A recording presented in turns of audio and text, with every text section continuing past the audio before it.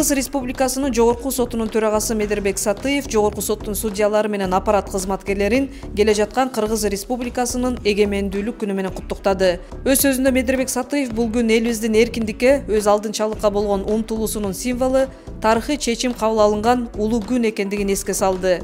Эгемендик бул ар бир жарандын жүрөгүндөгү мекенчилдик сезим, келечекке болгон ишеним жана биримдиктин белгиси.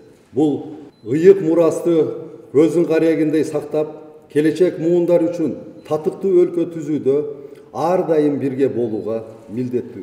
Ар бир укуктук мамлекеттин туруктуу өнүгүүсү, элдин мыйзамга жана мамлекеттик институттарга болгон ишеними бул түздөн түз, адилеттүү жана калыс иштеген сот бийлигине байланыштуу. Сот системасы жарандардын укуктарын жана эркиндиктерин коргоонун кепили болуп, мыйзам үстөмдүгүн камсыз кылат.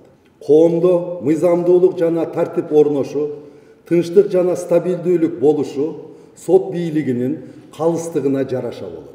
Ошондуктан адилеттүү сот бул мамлекеттин пайдубалы.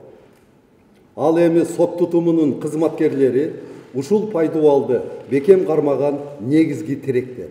Биздин милдет мыйзамды сактап, элге калыс кызмат көрсөтүү менен мамлекеттүүлүктү бекемдөө болуп саналат. Ушул улуу майрамда ар бириңиздерге чын ден соолук, бакубат жашоо, тынчтык жана береке каалайм. Жергебизде тынчтык, эл ичинде ынтымак, үй бүлөңүздөрдө бакубатчылык болсун. Мекенибиз өнүгүп өсө берсин.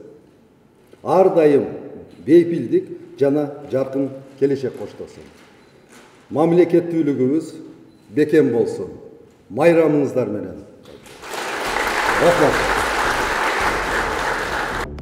Андан соң төрага Кыргыз Республикасынын сот тутумуна сиңирген эмгеги, кызматтык милдеттерди үлгүлүү аткаргандыгы жана сот тутумун өнүктүрүүдөгү салымы үчүн бир катар судьялар жана сот тутумунун кызматкерлерине Кыргыз Республикасынын Жогорку сотунун ведомстволук сыйлыктарын тапшырды.